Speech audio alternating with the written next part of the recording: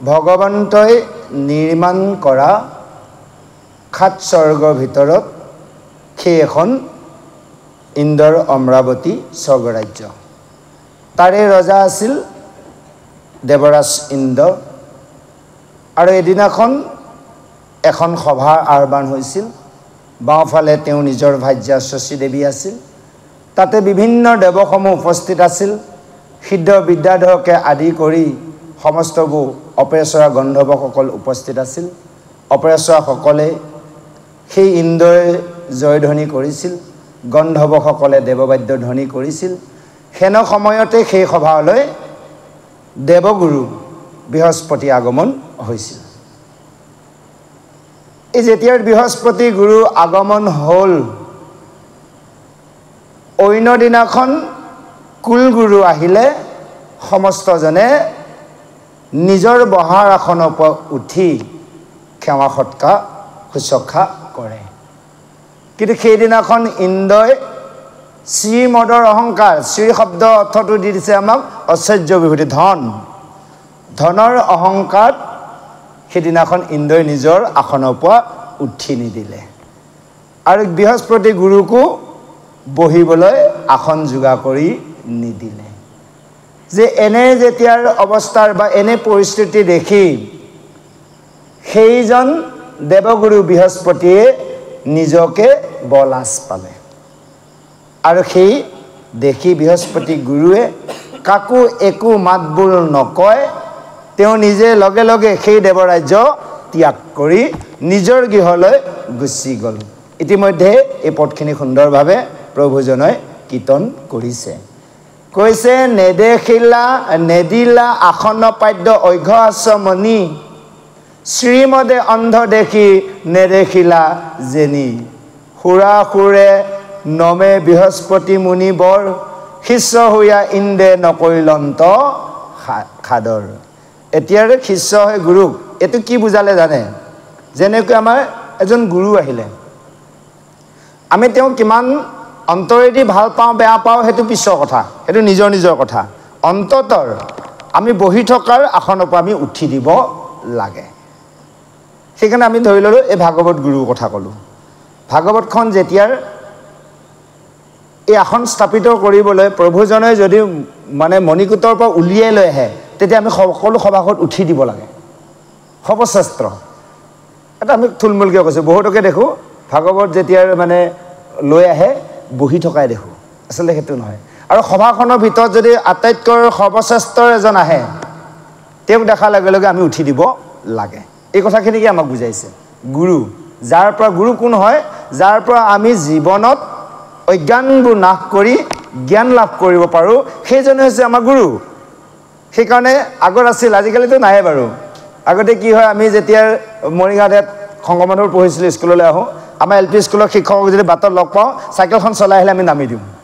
নামি দি ঠেলি আহোঁ চাহ আহিলে বুলি কওঁ হ'ব দিয়া যোৱা একো নহয় যোৱা চলাই যাওঁ বুলি কয় এতিয়া মাষ্টৰজন পাৰ হৈ যোৱাৰ পিছতে আমি চাইকেলখন চলাওঁ তাৰমানে এইখন গুৰুক আমি সন্মান তেতিয়াই কৰিছিলোঁ জানি বা অজানিতে আজি আমি শাস্ত্ৰৰ মাৰ্গেদি গম পাইছোঁ যে সমস্তজন গুৰুক আমি শিষ্যসকলে সেইখন সন্মান দিব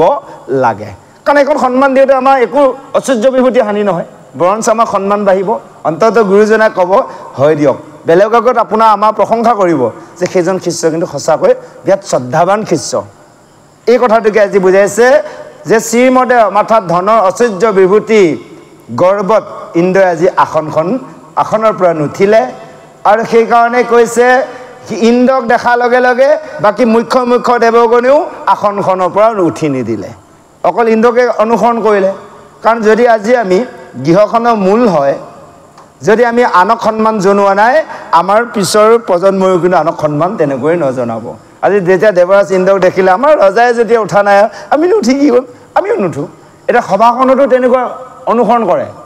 জ্যেষ্ঠ গুৰুকেইজন বহি থাকিলে কোনোবা যদি গুৰু আহে জ্যেষ্ঠকেইজন উঠি নিদিয়ে তাৰ লগতে থকা অকণমান তলত থকা কেইজনো সেইকেইজনক চাই থাকে এওঁলোকে উঠে না নুঠে যদি এইকেইজন উঠে উঠিম আৰু যদি নুঠিলে উঠি নিদিয়ে কিন্তু গতিকে এইটো কাকো আমি অনুসৰণ কৰিব নেলাগে শাস্ত্ৰই কৈছে জ্যেষ্ঠজনক দেখিলে সন্মান জনাবা সেয়ে এনেভাৱে বৃহস্পতি গুৰুৱে ভাবিলে বুজি পালে যে ইন্দ্ৰই তৈলোকৰ অৰ্থাৎ ধন পাই গ'ল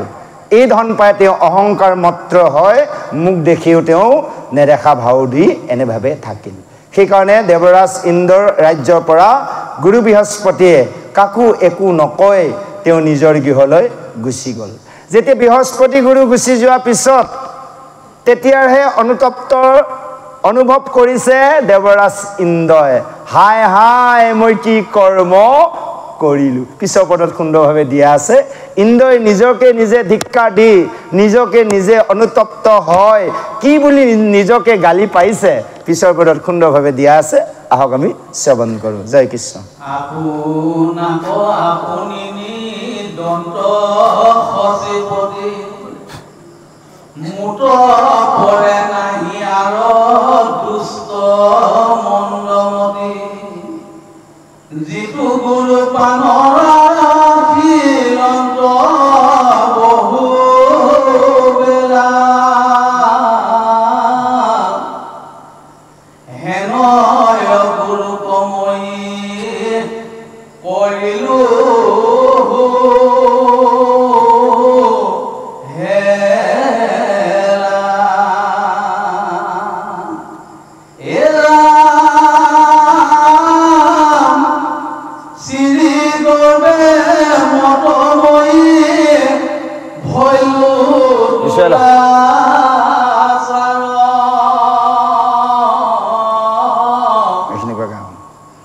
সমাজতে গুৰু কক ৰিলো তিৰস্কাৰ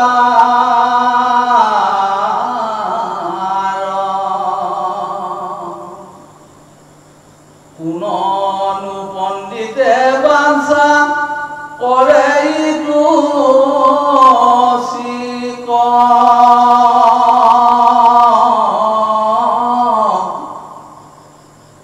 ব্ৰহ্ম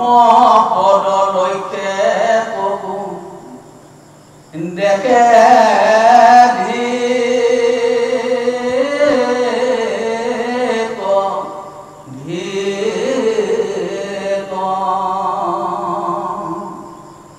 মই হেন ইন্দ্ৰ হবে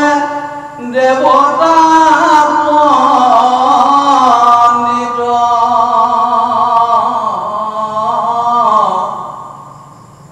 যিটো সিয়ে কৰিলে ই দুষ্ট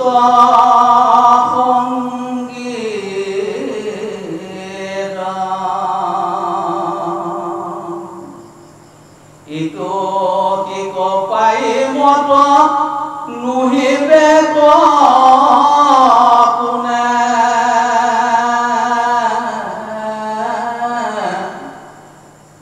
একে হৰি ভকত পৰে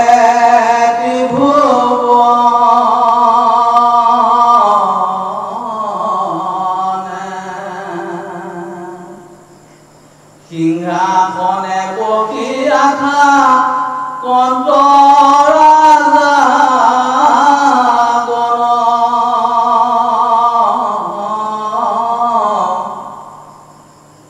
কাহাকো বনাম কৰি বেকতে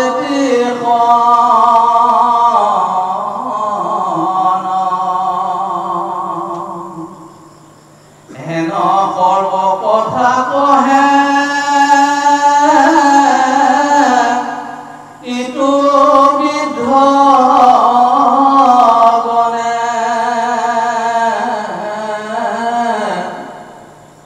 পৰম ধৰ্ম শুনে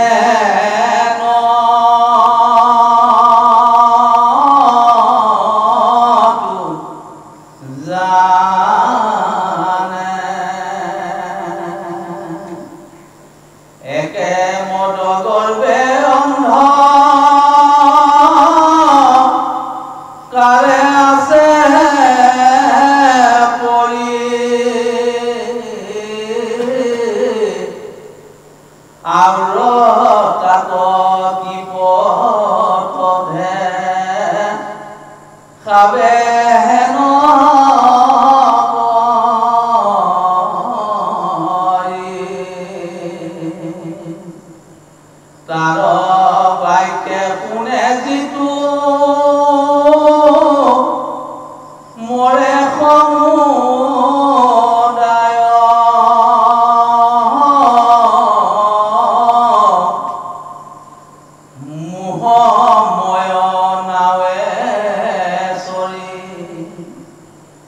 যেন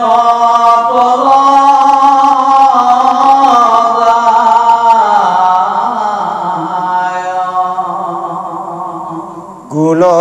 গুৰু জ্ঞান দাতা পৰম পণ্ডিত কৃষ্ণত ভকত আতি হয় শুদ্ধ চিত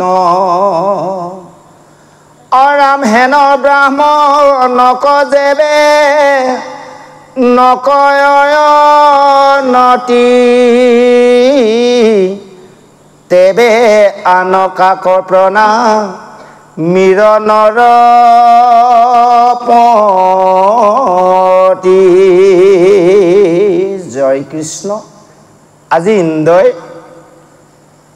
যেতিয়াৰ সেই দেৱৰাজ ইন্দ্ৰই নিজ গুৰু অৰ্থাৎ কুলগুৰু বৃহস্পতি গুচি যোৱাৰ পিছত অনুতপ্ত হৈ নিজকে নিজে যি ধিক্কাৰ দিছে এইখিনি আচলতে আমাক জ্ঞান দিছে। দেৱৰাজ ইন্দ্ৰই কৈছে হাই হাই মই কি বেয়া কৰ্ম কৰিলোঁ যে যিজন গুৰুৱে মোক বহুত বিপদত মোক প্ৰাণ ৰক্ষা কৰিলে, যে অসুৰসকলৰ হাতত মোৰ ৰাজ্য যায়, মোৰ প্ৰাণ যায়, সেই সময়ত সেইজন গুৰুৱে মোক ভাল উপদেশ দি আমাক দিহা পৰামৰ্শ দি অসুৰসকলৰ পৰা অৰ্থাৎ এই অমৰাৱতী ৰাজ্যখনক সুৰক্ষিত কৰি ৰাখিলে। এবাৰ নহয় দুবাৰ নহয় বহুবাৰ ৰাখিছে। আৰু মই সেইজন গুৰুক আজি কি কৰিলোঁ অৱহেলা কৰিলোঁ। আৰু মই ধনৰ অহংকাৰত অৰ্থাৎ গৌৰৱত অহংকাৰী হয় এই সমাজতে মই গুৰুক তিৰস্কাৰ কৰিলোঁ যে মোৰ দৰে আৰু মহাপাপী অধৰ্মী কোনো নাই। এনেভাৱে আজি ইন্দ্ৰই নিজকে নিজে গালি পাৰিছে। আকৌ কৈছে কোননো পণ্ডিতে বাঞ্ছা কৰে এইটো শ্ৰী কওঁ। কোনসকল পণ্ডিত আছে যিসকল জ্ঞানৰ মহাপণ্ডিত সেইসকলে কেতিয়াও এই শ্ৰী অৰ্থাৎ ধনক আশাৰ নকৰে, ধন নিবিচাৰে। এতিয়া যিসকলে মানে অকণমান জ্ঞানী বেশ ধৰাসকলেহে ধন বিচাৰে। সেইকাৰণে কৈছে এনেভাৱে কোন পণ্ডিতে বাঞ্ছা কৰে ঐশ্বৰ্য বিভূতি, কোনেও নকৰে। কাৰণ ব্ৰহ্মপদকো তেওঁলোকে লেখা জোখা নকৰে, শুদ্ধমান বুলি ভাবে সেইসকল জ্ঞানী লোকে। যে সেইকাৰণে কৈছে মই এজন ইন্দ্ৰ হয়, দেৱতাৰ অধিপতি হয়, ধনৰ অহংকাৰ কৰি এই ধনসংগত পৰি আজি মই মোৰ গুৰুক এনে কি কৰিলোঁ তিৰস্কাৰ কৰিলোঁ। ৰজাসকলে কাকো প্ৰণাম নকৰে। এতিয়া দিলে আমাক ক'ত বাহ্যিকত এই পৃথিৱীত ৰজাসকলক দিলে। এজন ৰজাই নিজৰ আসনত বহি থাকিলে কাকো প্ৰণাম নজনায়, সেইজনক সকলোৱে প্ৰণাম জনাব, কিন্তু কাকো নজনায়, একো কথা নাই নজনোৱাটো। কিন্তু যদিহে তেওঁক দিয়া জ্ঞান দিয়াৰ এজন অৰ্থাৎ ব্ৰাহ্মণক পালে কিন্তু সেৱা জনাব লাগে। ৰজায়ো কিন্তু ব্ৰাহ্মণক সেৱা কৰিব লাগিব। আজি সি প্ৰধানমন্ত্ৰী হওক আন কোনোবাই হওক, ব্ৰাহ্মণক কিন্তু সেৱা কৰিবই লাগিব, বেলেগক নকৰিব পাৰে। সেই ব্ৰাহ্মণসকলে হৈছে গুৰু। এই শাস্ত্ৰৰ আজি ইন্দ্ৰই নিজকে নিজে ধিক্কাৰ দি কৈ আছে। সিফালে আকৌ আমাৰ ভাগৱত অৰ্থাৎ বেদেও কৈছে চাৰি জাতিৰ ভিতৰত ব্ৰাহ্মণ সৰ্বশ্ৰেষ্ঠ, যে জ্যেষ্ঠ সেইজন জ্যেষ্ঠ দাদাৰ, গতিকে সেইজনক ক্ষত্ৰিয় বৈশ্য শুদ্ধই ব্ৰাহ্মণক সদায় সন্মান জনাব লাগে। অৰ্থাৎ ব্ৰাহ্মণ কলিযুগৰ হৈছে ভকত। সেই কথাটো কি কৈছে যে এনেভাৱে সেই ৰজাসকলে কাকো প্ৰণাম নজনায়, যে এই কথাটোকে বৃদ্ধসকলে কয়, কিন্তু ক'লেও কি হ'ব সেইসকলে ধৰ্ম কোনোদিনাখন শুনা নাই আৰু ধৰ্ম বিষয় সেইসকলে জনা নাই। যিসকলে কয় যে ৰজাই কাকো সেৱা নকৰে, কৰিব নালাগে, তেনে সেইসকল হৈছে কোনো কাৰণত শাস্ত্ৰৰ কথা নাজানে, ধৰ্ম নাজানে আৰু ধৰ্ম তেওঁলোকে কাৰো পৰা শুনা নাই। সেইকাৰণে কৈছে একে মদ গৰ্বে অন্ধকাৰে পৰি আছে পৰি আৰু তাকো কুকথা দেখাব হেনে কৰি তাৰ বাক্য শুনে যিটো মৰে সমুদায় মোহময়ে নাৱে চৰি যেন তল যায়। যে এইবোৰ কথাকে এইবোৰ কু কথা। কোনোবাই যদি কয় আপুনি সৰ্বশ্ৰেষ্ঠ, আপুনি কাক সেৱা কৰিব, আপুনি নকৰিলে হ'ব বুলি কয়, তেনেহ'লে জানিব সেয়া কু কথা যে এই কথা যিয়ে শুনিব তেনেহ'লে মোহময় এখন নৌকাত ভৱ সংসাৰত উঠিছে এই মোহময় নৌকাখনত উঠিলে সমূলি বুৰ যাব গতিকে আমি কাৰোৰ পৰা বেয়া উপদেশ লোৱা আমাৰ প্ৰয়োজন নাই কাৰোবাৰ পৰা আমি শুনিম সেইকাৰণে আমাৰ নিজৰ এটা মগজ লাগিব আৰু আমাৰ নিজৰ চকু সকলোৱে আছে দেখা পাওঁ আমি গতিকে আমিও এবাৰ এই বেদশাস্ত্ৰ নিজে অধ্যয়ন কৰিব লাগে হয়নে বাৰু আজি যেনিবা প্ৰভুজনে পঢ়ি গ'লে তেওঁ যদি ভুলকৈ পঢ়ি গৈছে আমি ইয়াৰ পৰা কৈ আছোঁ 2-4 কথা আমিও যদি ভুলকৈ কৈ আছোঁ কাৰণ সকলোৱে ঈশ্বৰে ভগৱন্তই দিয়া হয়নে বাৰু চকু আছে এবাৰ শাস্ত্ৰখন চাওঁতে একো আপত্তি নাই নিজৰ গৃহত অলপকৈ ন প্ৰভু চাই যাওঁচোন বাৰু যে আমি ভাগৱতত প্ৰভুসকলৰ মুখৰ পৰা শুনিলোঁ এই কথাখিনি ভাগৱতত কিমান সঁচা দিছে এবাৰ নিজেও চকুৰে চাওঁ একো আপত্তি নাই চাব পাৰি এতিয়া শাস্ত্ৰৰ মাকে শাস্ত্ৰই কৈ আছে যে সাধু সংগ কৰিলে সমস্ত তীৰ্থ পায়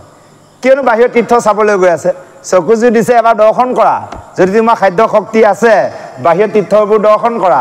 আৰু যিসকলৰ নাই সাধু সংগতে তীৰ্থ দৰ্শন কৰা গতিকে আমাৰ চকু আছে আমি দৰ্শন কৰিব লাগে অৰ্থাৎ অধ্যয়ন কৰিব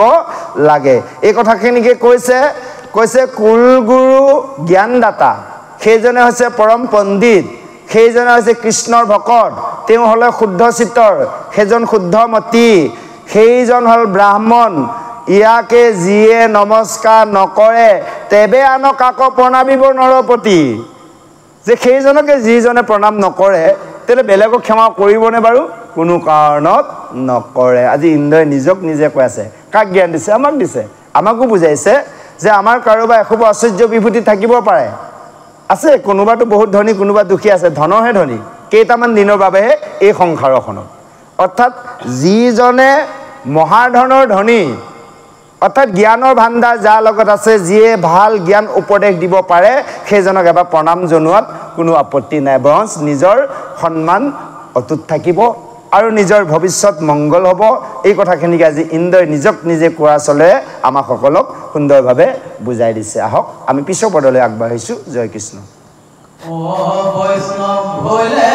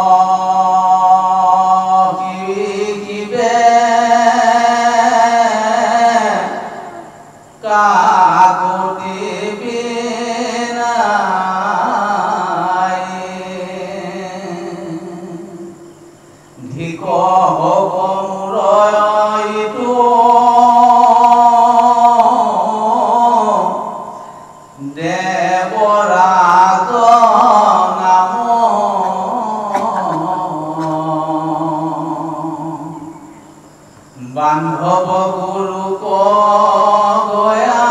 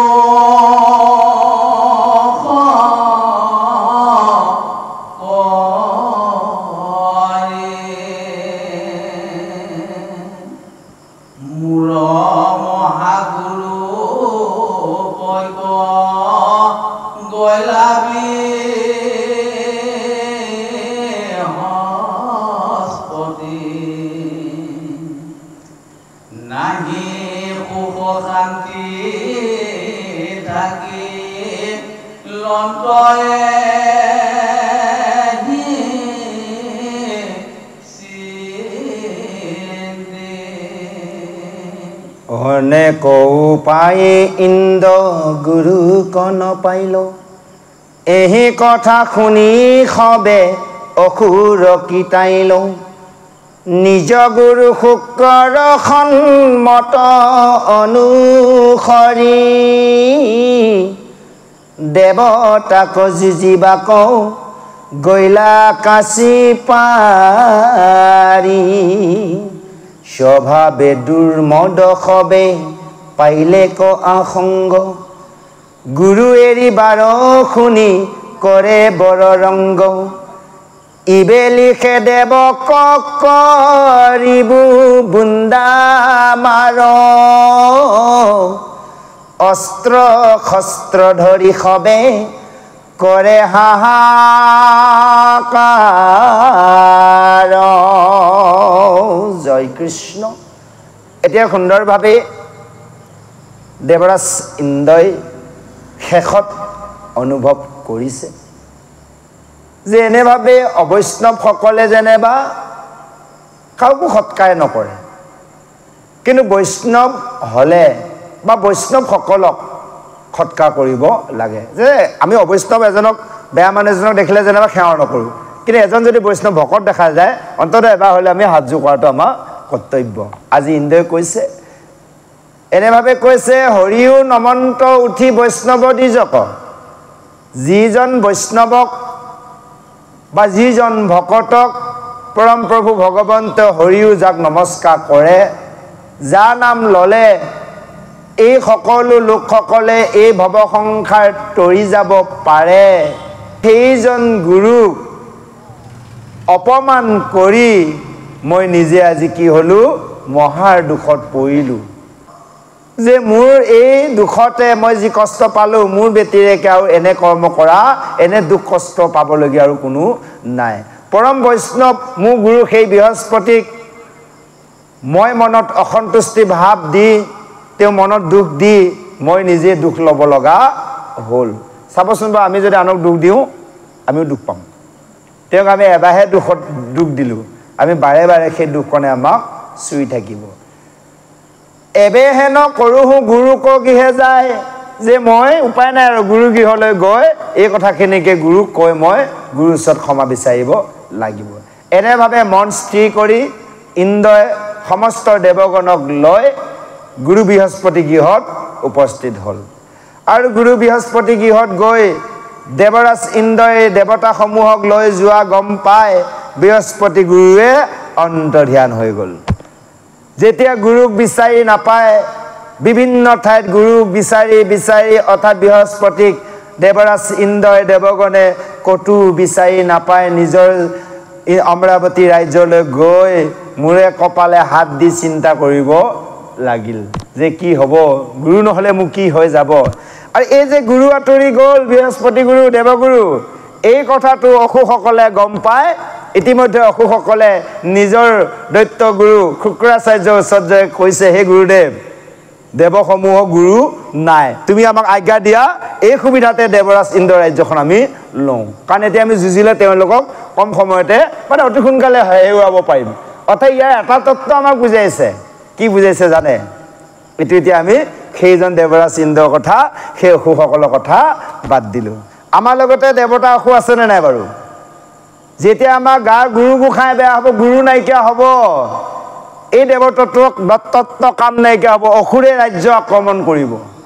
চাবচোন গুৰু নাইকিয়া হ'লে মানুহজনে কি কি নকৰে সেই গাৰ গুৰু গোসাঁই নাইকিয়া হ'ল বুলি কয় ততে ততে উজুতি পিজুতি খাই ক'ৰবাৰ কাৰোবাৰ লগত অনাথক কিবা কথাত বাদ বিতৰ্ক লাগিব কি কি কৰিব ঠিকনা নাই পাইছে আপোনালোকে গুৰু নহ'লে কি গতি হয় সেইটো ক'বলগীয়া কথা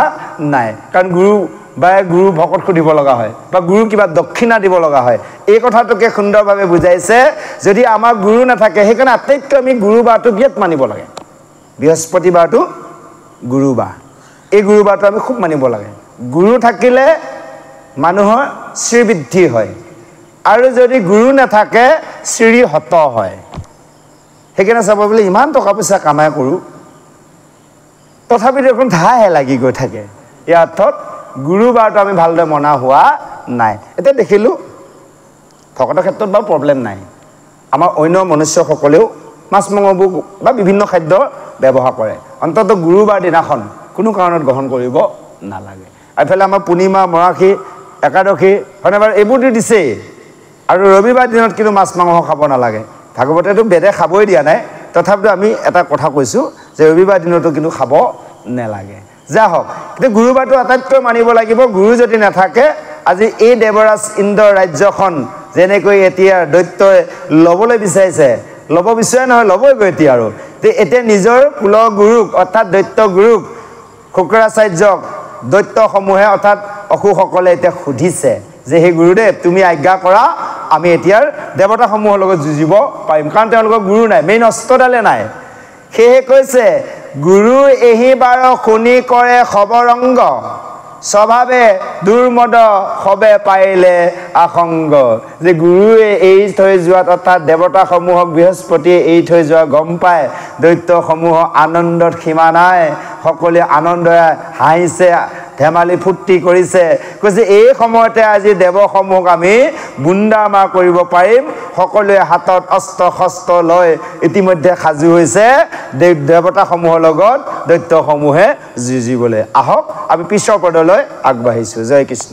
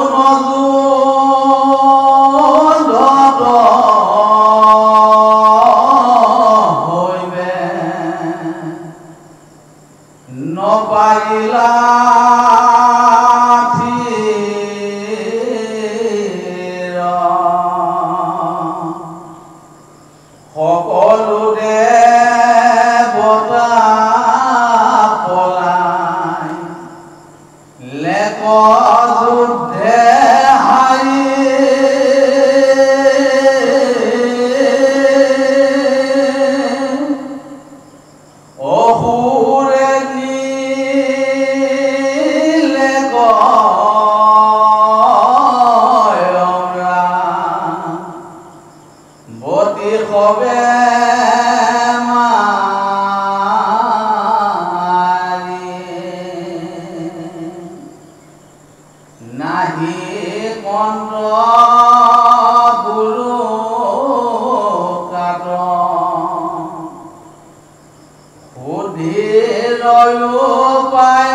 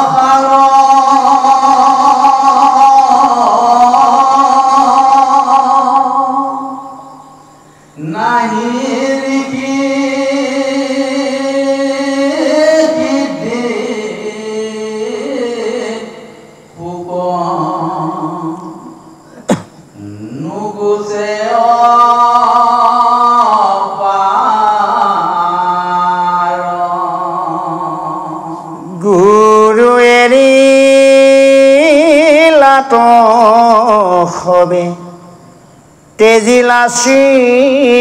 মদ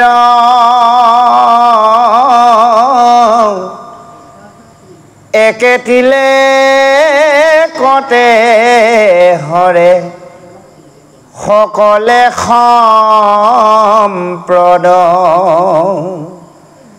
শ্ৰীমদে ইন্দ্ৰ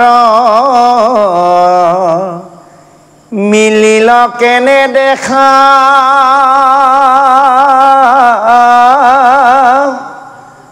আনসব মনুষ্যৰ কোনে কৰে লেখা। জয় কৃষ্ণ। যেতিয়া এনে ভাবি দৈত্যসমূহে অস্ত্ৰ শস্ত্ৰ লৈ দেৱসমূহৰ লগত যুদ্ধ কৰিবলৈ আহিল আৰু সেই সময়ত দেৱতা আৰু অসুৰৰ যুদ্ধ আৰম্ভ হ'ল আৰু দেৱতাসমূহে ইন্দ্ৰকে প্ৰমুখ্যে দেৱসমূহে দৈত্যসকলৰ লগত নিজৰ যিমান শক্তি আছে যুদ্ধ কৰিছে। অসুৰসকলৰ তীক্ষ্ণ খৰে দেৱসমূহৰ শৰীৰত ভেদ কৰিছে আৰু অসুৰসকলৰ অস্ত্ৰ প্ৰহাৰত দেৱসমূহে থিয়ে থাকিব পৰা নাই। অৱশেষত দেৱসমূহে অসুৰসকলৰ লগত যুদ্ধ কৰি পৰাজিত হয় সকলো দেৱতাই পলাই পত্ৰং দিলে আৰু অসুৰসকলে সেই সুবিধাতে অমৰাৱতী ৰাজ্যখন নিজৰ হাতলৈ অধীনলৈ আনিলে। আৰু সেই সময়ত যদি গুৰু থাকিলহেঁতেন ইয়াৰ পৰা প্ৰতিকা কেনেকৈ যুদ্ধ কৰি দৈত্যসমূহৰ পৰা বাচিব পাৰি বা দৈত্যসমূহক পৰাজয় কৰিব পাৰি সুধিবলৈ তেওঁলোকৰ ওচৰত গুৰুৱে নাছিল। অৰ্থাৎ উপদেশ দাতা নাই। গুৰু হৈছে উপদেশ দাতা। এতিয়া চা গুৰুসকল লাগে, ব্ৰাহ্মণ আমাৰ ভক্তসকলক লাগে, গুৰুক লাগে। কিয়? গৃহখনত কিবা এটা হৈছে, তাৰ দিহা পৰামৰ্শ আমি ল'বৰ বাবে ঘৰখনত আমাৰ অপায় অমংগল হৈছে, তাক সুমংগললৈ ভাল কৰিবলৈ আমি গুৰুসভৰ পৰা উপদেশ ল'ব লাগিব আৰু সেই গুৰুসকলক সেৱা কৰিব লাগিব, গৃহলৈ মাতিব লাগিব। তেহে আমাৰ গৃহখন অপায় অমংগলবোৰ দূৰ হ'ব। এতিয়া এনেকৈ কৈছে, নাহিকন্ত গুৰু কাত সুধিবা উপায় দেৱতাগণ ভৈলা অনেক বিলাই। গুৰুৱে নে কাক সুধিব? অনেক দুৰ্গতি হৈছে আৰু বহুতো দেৱতাৰো নিজৰ ভাইজাক হেৰুৱাব লগা হ'ল, নিজৰ পুত্ৰক হেৰুৱাব লগা হ'ল কিন্তু প্ৰভু ভগৱন্তৰ কৃপাত দেৱসমূহক আৰু প্ৰাণ নগ'ল ভাইজাক হেৰুৱাইছে পুত্ৰক হেৰুৱাইছে দেৱতাসমূহ কোনো মৃত্যু হোৱা নাই সেয়ে কৈছে গুৰু অবিহনে দেৱে ভৈলা চাৰখাৰ যে গুৰু অবিহনে দেৱতাসকলে চাৰখাৰ হৈ গ'ল তেওঁলোকৰ কোনো সিদ্ধি লাভ নহ'ল মানে প্ৰতিটো মুহূৰ্ততে কেৱল দুখ মনৰ পৰা আঁতৰি নোযোৱা হ'ল কেৱল দুখৰ উপৰিও দুখ হে গুৰু এৰিলা তো সবে তেজিলা শ্ৰীমদ এতেকে তিলেকতে হৰে সকলো সম্পদ এই গুৰু নাইকিয়া হোৱাৰ লগে লগে সকলো আশ্চৰ্য বিভূতি গুচি গ'ল অৰ্থাৎ এই যে দেৱতাসমূহক পৰাজয় কৰি দেৱসমূহ অৰ্থাৎ ইন্দ্ৰই যি আশ্চৰ্য বিভূতিৰ বাবে অহংকাৰ ভাৱটো আহিছিল সকলো ধন দৈত্যসমূহে নিজৰ ৰাজ্যলৈ লৈ গুচি গ'ল দেৱসমূহৰ ধন লৈ গ'ল কেৱল ইয়াত অমৰাৱতী ৰাজ্যখন যদিও অসুৰৰ অধীনত আহিল ইয়াত কিন্তু ধন ৰখা নাই যিমান ইন্দ্ৰৰ ধন আছিল সমস্ত অসুৰ ৰাজ্যলৈ লৈ গুচি গ'ল সেয়ে কৈছে এতেকে তিলেকে হৰে সকলো সম্পদ শ্ৰীমদে ইন্দ্ৰৰ মিলিল কেনে দেখা আনক সবে মনুষ্য কেনে কৰে লেখা তে ধনৰ অহংকাৰত ইন্দ্ৰৰ কি গতি হ'ল দেখা তেলে সামান্য এজন মানুহৰ আৰু কি গতি হ'ব এজন দেৱতাৰ ৰজা হৈও এয়া গতি যে মানুহৰ কথাও কয় লাভ নাই হেন জানি কৰা এক কৃষ্ণত ভকতি সেইকাৰণে এই কথাখিনি জানি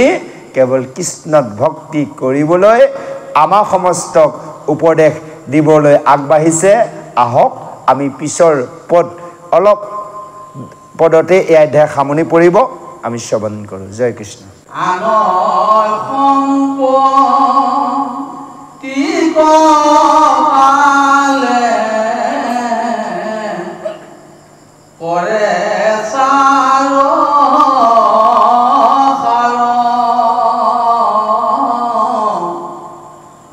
হৰি ভক্তিকে কৰে কালৰ সংহাৰ এ হৰিয়ে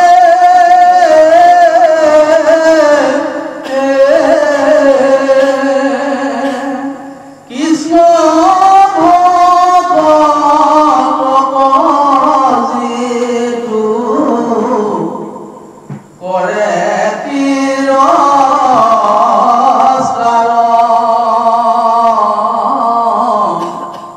কৃষ্ণ ভৱ আতপৰে সংসাৰত দুখ নাহি আৰ সকলো পাতকে হৰি ভজিলে ৰায় ভকত নিন্দা পাপ কহিতো ন্যায় কৃষ্ণ বেতিৰে কয়ে দিতো আন ভজে কৃষ্ণেৰে নাম লয়ে কৃষ্ণে পূজে সুখে দুখে লয়ে কৃষ্ণ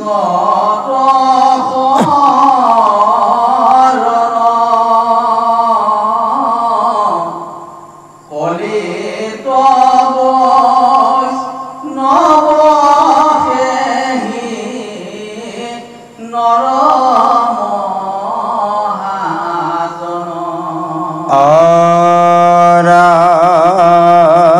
মহাজন বিষয়ৰ দুখে তাকো বাধিবে নোৱাৰে তাক নিন্দা কৰে যিটো নৰকত পৰে তাক পুনু সততে কৰিব সৎকাৰ অশ্ৰীচন্দ ভাৰতী ভনে ভাগৱত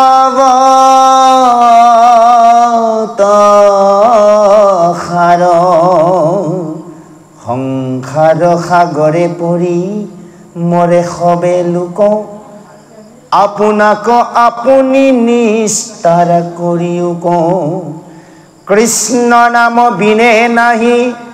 কলিত নিস্তাৰ ডাকি ৰাম হৰি বুলি তৰি সংসাৰ কৃষ্ণ শংকৰ গুৰু হৰি ৰাম ৰাম ৰাম জয় কৃষ্ণ এইখিনিতে আমাক অকণমান আজি উপদেশে প্ৰদান কৰিছে যে সেইজন দেৱৰাজ ইন্দ্ৰয়ে ধনৰ গৌৰৱত যি নিজৰ লগত গুৰু অপমান কৰিলে নিজৰ গুৰুক অপমান কৰি আজি নিজৰ সকলো ধন ঐশ্বৰ্য বিভূতি অৰ্থাৎ ৰাজ্য হেৰুৱালে তেনেহ'লে সামান্য মানুহৰ কথা আৰু কয় শেষ কৰিব বা লাভ নাই সামান্য মানুহৰতো লেখা জোখা নাই সেইকাৰণে কৈছে এই কথাখিনি জানি কেৱল কৃষ্ণত ভক্তি কৰা এক কৃষ্ণক ভক্তি কৰা আৰু হৰি ভকতিহে সকলো দুখ দুৰ্গতি নাশ কৰিব পাৰি যে আন সম্পত্তিবোৰক কি কৰে কাল কাল মানে সময় সময় সকলো চাৰখা কৰি দিয়ে যে আমি ধনবিলাক ইনকাম কৰোঁ কেৱল হিচাপ থাকে ধন কিন্তু নাথাকে কি হৈ যায় কালৰ গতিত তথা সময়ৰ গতিত সকলো ধন খৰচ হৈ যায় সেইকাৰণে কৈছে যে হৰি ভকতি কৰিলে কালকো সংহাৰ কৰে হৰি ভকতিয়ে কালকো সংহাৰ কৰিব অৰ্থাৎ কাল মানে সময় সময়টো কাটি দিব পাৰে ধৰি ল'লোঁ আজি কিবা মানে ৰাতি 12টা বজাত আমাৰ মৃত্যু হ'ব লগা আছে হৰি ভকতিয়ে পায় আজি ৰাতি 12টাটো কিমান দিনৰ মূৰত ৰাতি 12টাত পেলাব তাৰো ঠিকনা নাই কাল মানে সময়টোক লৈ যাব সেইকাৰণে আমি মৃত্যুক অৰ্থাৎ জন্মটোক আমাৰ মানে আয়ুসটোক আমি বঢ়াব পাৰোঁ কমাব পাৰোঁ শাস্ত্ৰই সিদ্ধান্ত দিছে আয়ুস বঢ়াব লগা হ'লে একচিতে এক কৃষ্ণক আমি ভজনা কৰাৰ লগতে সমস্ত জগতত ব্ৰহ্মময় দেখিব লাগিব খাদ্যৰ সংযত হ'ব লাগিব বাক্য সংযত হ'ব লাগিব কৰ্ম সংযত হ'ব লাগিব তেনেহ'লে জানিম আমাৰ পৰমায়ুস যিটো আহিছে আমাৰ তাৰ পৰা অকণমান হ'লেও ভগৱন্তই কৃপাত বঢ়াই দিব আৰু যদি বোলে নাই একে কম দিনতে যাব লাগে আৰু যা তা খাদ্য ব্যৱহাৰ কৰক দেখি আছে আপোনালোকে কৈ লাভ নাই আৰু যা তা বাক্য কৰক কম দিনতে গুচি যাব পৰা যাব সেইকাৰণে কৈছে যে কালকো সংহাৰ কৰে কেৱল কৃষ্ণ ভক্তিয়ে হৰি ভকতিয়ে কৃষ্ণ ভকতক যিজনে নিন্দা কৰে বা যিসকলে তিৰস্কাৰ কৰে তাৰ ব্যতিৰেকে এই সংসাৰত আৰু ডাঙৰ দুখ একোৱে নাই অৰ্থাৎ ভকতক তিৰস্কাৰ কৰা ধৰি ল'লোঁ কাৰোবাক অকণমান মনতে বেয়া পাওঁ একো নাই কিন্তু সেই বস্তুটো আমি কেতিয়াও দেখাব নোৱাৰোঁ বা নেলাগে অৰ্থাৎ ভকত হ'লে থাকিবই নালাগে তাৰ মাজতে অলপ আগত ওলাই গৈছিল বা উত্তম ভকতৰ কথা আমাৰ প্ৰভুজনে কৈ থৈ গ'লে অকণমান আকৌ তাতে আমি যোগ কৰিব বিচাৰিছোঁ উত্তম ভকত যদি হ'ব লগা হয় ভকতজনক দেখিলেই চিনি পোৱা যায় ভকতজনৰ বাক্য ভকতজনৰ খাদ্য ভকতজনৰ কৰ্ম ভকতজনৰ চাল চলন তাতেই গম পোৱা যায় কোনজন উত্তম ভকত যদি উত্তম ভকত হয় এজন ভকতক দেখাৰ লগে লগে দূৰৰ পৰাই নমস্কাৰ জনাব আৰু ভকতজনৰ লগত কথা পাতোঁতে বা আনজন ভকতক বা এজন মানুহৰ লগত কথা পাতোঁতে তেওঁ উদাৰ স্বভাৱে পাতিব যে মুখত এটা পেটত এটা কথা তেওঁ কেতিয়াও হ'ব নোৱাৰে তেওঁ মুখত হাঁহিটো লাগি থাকিব ভকতজনে কথা পাতোঁতে চলন চালনবিলাক অলপ ধীৰ স্থিৰ হ'ব আৰু যা তা বাক্য কেতিয়াও মুখৰ পৰা নক'ব যা তা খাদ্য কেতিয়াও তেওঁ গ্ৰহণ নকৰে যা তা ঠাইলৈ তেওঁ কেতিয়াও প্ৰৱেশ নকৰে জানি ল'ব সেইজন ভকতৰ মুখত কেৱল কৃষ্ণ নাম থাকিব আৰু হৃদয়ত কৃষ্ণ প্ৰতিছবি চিন্তা থাকিব সেইজনে হৈছে উত্তম ভকত আৰু সেইজনৰ উত্তমৰ লগতে আৰু এটা কথা যদি এইতে কৈ আছে পদত যদি কৃষ্ণৰ ব্যতিৰেকে তেওঁ অন্যকো ভজিছে তেতিয়া তেওঁ উত্তম ভকত হ'ব নোৱাৰে বাকি চাল চলন ঠিকই আছে যে আনকো ভজনা কৰিছে সেইজন কেতিয়াও উত্তম ভকত হ'ব নোৱাৰে সেইজন মধ্যম ভকত হ'ব যে অধম উত্তম আৰু মধ্যম যা হওক এই কথাটোকে কৈছে যে কৃষ্ণৰ ব্যতিৰেকে যিটো আনৰ নভজে কৃষ্ণৰকে নামৰ লবে কৃষ্ণৰকে পূজে সুখে দুখে লবে এক কৃষ্ণত শৰণ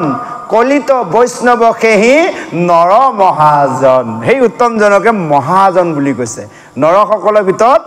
মহাজন আপোনালোক আমি সকলোৱে হ'ব পাৰিম কেনেকৈ হ'ব পাৰিম ইয়াতে কৈছে কৃষ্ণৰ বাহিৰে আনক ভজিব নালাগিব কেৱল কৃষ্ণ নামে ল'ব লাগিব কৃষ্ণকে পূজা কৰিব লাগিব সুখে দুখে কৃষ্ণৰ চৰণতে সন্নাপন্ন হ'ব লাগিব আৰু কলিত সেইজনেহে নৰৰ ভিতৰত মহাজন হ'ব পাৰিব এয়া যে আমাৰ এক মায়াৰ মই সংসাৰত এসোপামান ধন থকাটোকে মহাজন বুলি কোৱা নাই আমাক নাম ধনে মহাজন হ'ব লাগিব আহোঁতে আহিছোঁ অকণমান পুণ্য লৈ বিবস্ত হয় যাওঁতে কিন্তু আমি তেনেভাৱে যাব নোৱাৰোঁ আমি যাওঁতে মহাজন হৈ যাব লাগিব সেই বিষয়ৰ দুখে তাক বান্ধিব নোৱাৰে সেইজনক বিষয়ৰ দুখে কেতিয়াও বান্ধি ৰাখিব নোৱাৰে বিষয়ৰ এই মায়াদোলে বান্ধি ৰাখিব নোৱাৰে আৰু তাক নিন্দা কৰে যিটো নৰকত পৰে সেইজন ভকতক যিয়ে নিন্দা কৰিব সেইজনে কিন্তু নৰকত পৰিবই লাগিব এই কথাখিনিকে শ্ৰীচন্দ্ৰ ভাৰতীয়ে নিজে ভাগৱতৰ সাৰ আমাৰ সমস্ত আগত দাঙি ধৰিছে সংসাৰৰ সাগৰে পৰি মৰে সবে লোক আপোনাক আপুনি নিস্তাৰ কৰিও যে এই সংসাৰৰ সাগৰত পৰি লোকসকলে মৰিছে কিন্তু নিজক নিজেহে বচাব পাৰি আনে কিন্তু বচাব নোৱাৰে হয় ভগৱন্তই আমাক ৰক্ষা কৰিব তে ভগৱন্তই আমাক ৰক্ষা কৰিবলৈ গ'লে আমি ভগৱন্তক বিচাৰিব লাগিব আনে ভগৱন্তৰ নাম আপোনাৰ আমাক শুনাই থাকিলে কামত নাহিব আমি যদি নিজৰ পৰা ভগৱন্ত আমি নাম উদ্ধাৰ কৰি লোৱা নাই প্ৰত্যুত্তৰ প্ৰমাণ গজেন্দ্ৰ গজেন্দ্ৰ আখ্যান গজেন্দ্ৰক পাৰিলে বাৰু হস্তিনীসকলে ধৰি টানি উঠাবলৈ জলগাহৰ পৰা নোৱাৰিলে বচাবলৈ গজেন্দ্ৰ দেখিল যে পুত্ৰ ভাই যে মোক ৰাখিব নোৱাৰে কেৱল মাধৱৰ ব্যতিৰেকে মোক ৰাখন্তা আৰু কোনো নাই সেইকাৰণে অন্তিম সময়ত তেওঁ ভগৱন্তক ক'লে হে প্ৰভু তোমাক মই চিতেও তোমাক নমস্কাৰ কৰিব নোৱাৰো কাৰণ মোৰ চিতত গাহে ধৰি আছে হয়নে বাৰু মই হ'লে এটা পশু মোৰ হাতো নাই তোমাক হাত জোৰ কৰি প্ৰণাম কৰিবলৈ হে প্ৰভু মোৰ ভালদৰে মুখেদি তোমাক গীত গাব নোৱাৰো গতিকে সেই সময়ত তেওঁ সোঁৰডালে পাই গ'ল এটি সোণৰ কমল অৰ্থাৎ সেই কমল নিবেদন কৰিলে সেই সোণৰ কমলটো সেই সৰোবৰত আছিল আচ্ছা এতিয়া আমাৰ সোণৰ কমল হৈছে কি মন আমি মনৰ কমলক যদি ভগৱন্তক আমি শ্ৰদ্ধাভাৱে নিবেদন মনটো যদি চিত আমি অৰ্পণ কৰিব পাৰোঁ তেতিয়া এই ভৱ সংসাৰ এই সংসাৰ সৰোবৰত আমাকো গাহে ধৰি আছে কাল গাহে এই কাল গাহৰ পৰা আমি বাচিব পাৰিম গজেন্দ্ৰই সেই জলৰ গাহত পৰি যেনেকৈ ভগৱন্তৰ শ্ৰীহৰিক স্তুতি কৰিলে আমি গজেন্দ্ৰই কৰা স্তুতি এই সংসাৰত কালগাহত পৰি আমি কৰা আৰম্ভ কৰিব লাগিব শেষত কৈছে কৃষ্ণ নাম বিনে নাহি কলিত নিস্তাৰ ডাকি ৰাম হৰি বুলি তৰিও সংসাৰ কৃষ্ণৰ নামৰ ব্যতিৰেকে এই কলিত এই সংসাৰত কোনেও নিস্তাৰ ৰক্ষা নেপায় কেৱল ৰাম কৃষ্ণ নাম লয় সুখেৰে এই ভৱ সংসাৰ তৰি যাব পাৰিব বুলি আজি শ্ৰীচন্দ্ৰ ভাৰতীয়ে ষষ্ঠ স্কন্ধৰ ইন্দ্ৰৰ ৰাজ্যৰ বৃহস্পতি গুৰুৱে এই থৈ যোৱাৰ পদৰ শেষত উপদেশত সামৰণি কৰিছে।